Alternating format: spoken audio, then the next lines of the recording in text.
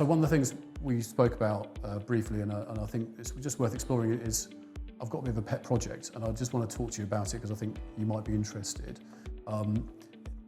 We as Embedded have developed a process where we're looking across the whole UK IT industry. So I've gone to Companies House, I've taken a holistic look of all 353,000 IT companies in the UK. Yes, it's How many? 353,000. Okay, wow. I've done some analysis on how many of those have only got one director, one shareholder, so you can start filtering out some of the smaller ones. And I think realistically, in genuine IT business terms, depending on how you classify that, we're looking at about 40,000 companies roughly in the UK, which is still a big number. Right? Yeah. But that's across all business models, so that's hosting, consulting, software development, the whole works. And so what we've then done is we've gone and developed a process to look at the websites of all of those 40,000 companies. Okay. So I have scraped about 35,000 of those to date, and this is work in progress, so it's just, there's a bit of data evolution to go on, but at a personal level, the project is really cool because it's ticking a lot of my geek buttons.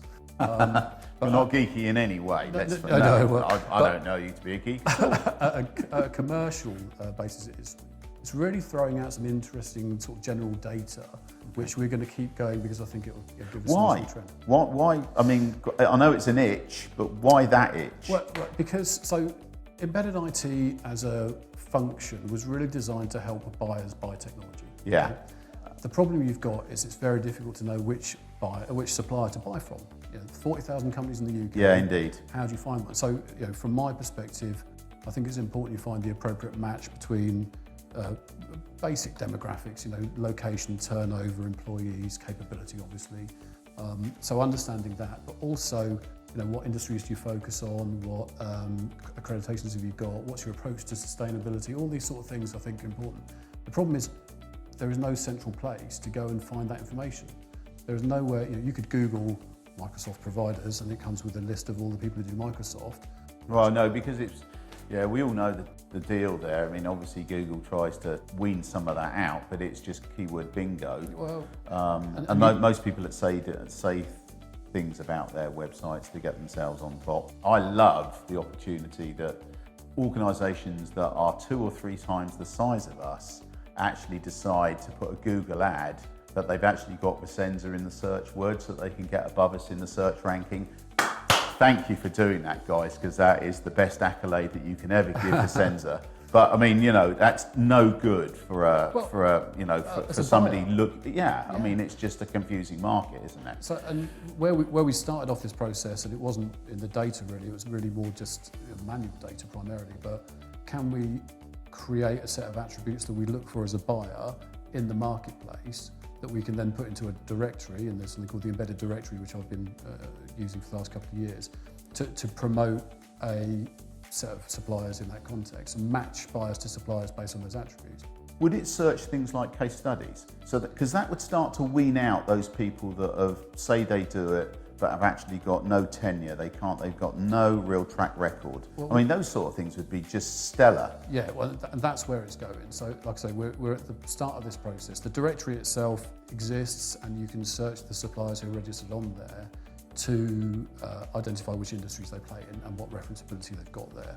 But that's a manual process at the moment. What we're trying to do is get to a position where we search the entire text of a website looking for industry terms. So if you've got FCA, PRA, AML, KYC, those sort of things on your website, you're probably a financial services focused organisation. Yeah. And if you have life sciences related keywords, then and so on. And similarly, keyword searches can tell you a lot.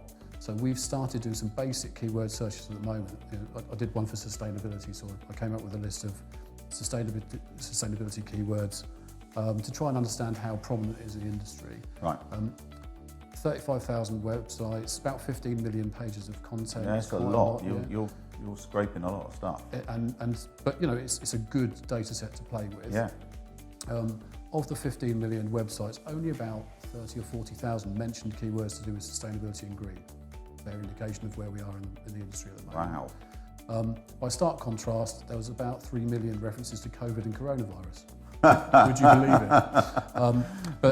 But then you follow it through around vendor focus and stuff like that. We're looking for lots of different things. The most prominent vendor of that 15 million data center was Google. Now that's a keyword search, so it has some faults around it. People can say, Google this. But the next one down was Microsoft, so and that's pretty obvious, and then it goes into Apple and a couple of others. So we can start to see trends of prominence of vendors over time. I think the other thing is that it's going to drive exactly the point you just made. So, how do we group keywords such that we draw out industry focus, geographical focus, capability, an industry from a trend perspective, so IoT, augmented reality, blockchain, those sorts of things. We can start spotting the prominence of those. Yeah. So as a data set, it's interesting. How we use it in the future is still a bit fluid. It's early doors. Well, one of the things I would say is, from a how do you use it, is that, what do we strive to do is that I think that it's very easy for an organisation to go out and procure their IT from some big offshore organisation or some big national organisation that is, smattered across the entire country, relatively faceless. That's a bit of controversy, but relatively faceless. What are local IT organisations and IT organisations that focus in particular areas trying to do is they're trying to encourage the use of local. Here down in the south, we're very active in trying to support and supporting local business. We've done lots of stuff over COVID regarding, free consulting. I know an awful lot of other organisations have done that. Some haven't. Some of the big ones haven't done that. It's a case of how do you get to a point in a buyer's directory that you can show some perception of the, you talked about corporate social responsibility, but just the fact that those organisations are perhaps thinking a little bit further outside of the box in terms of the overall relationship, because regardless of the tick boxes, the relationship that you have with your supplier and with your customer is actually the dynamic which makes both organisations work, and that's so keen in any directory or search or anything you do. You've got to cut through it. The critical components of that is trying to understand. Buyers have dream suppliers and suppliers have dream clients. Everyone's got a sweet spot, and I'm a big believer that location's important, size is important. So if you're a small opticians in Ringwood, you're probably not going to be particularly well serviced by a massive CSI or a GSI in London. So just those basic attributes, size and shape and capability.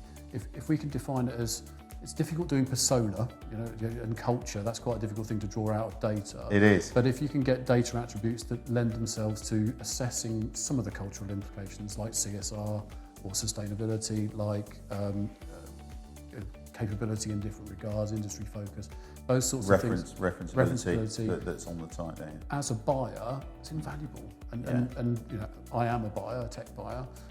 Fundamentally, I've looked for those things. How you actually get that information without trawling a gazillion websites, manually, is nigh on impossible. Yeah, my aim is to solve that problem for buyers.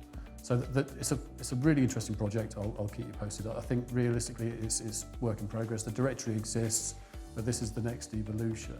It's effectively intelligence for buyers, that people can look at and search for and try and get the information they need to make an informed choice beyond the Google AdWords. Talk about Googling Microsoft Partner. If you Google Microsoft Partner, you get 222 million responses from Google. The top 4 or 5 are AdWords, obviously variable based on your IP address, and then the rest of it is all Microsoft content. So you don't actually see any suppliers in that. It just becomes a bit of a farce. Yeah. So making a more niche and focused search engine that gives you more information and makes recommendations of suppliers based on data rather than based on paying your way to the top is going to be invaluable, hopefully, in the bike. I'm going to be watching that with interest, Phil. Thanks for the update. No problem. Yeah.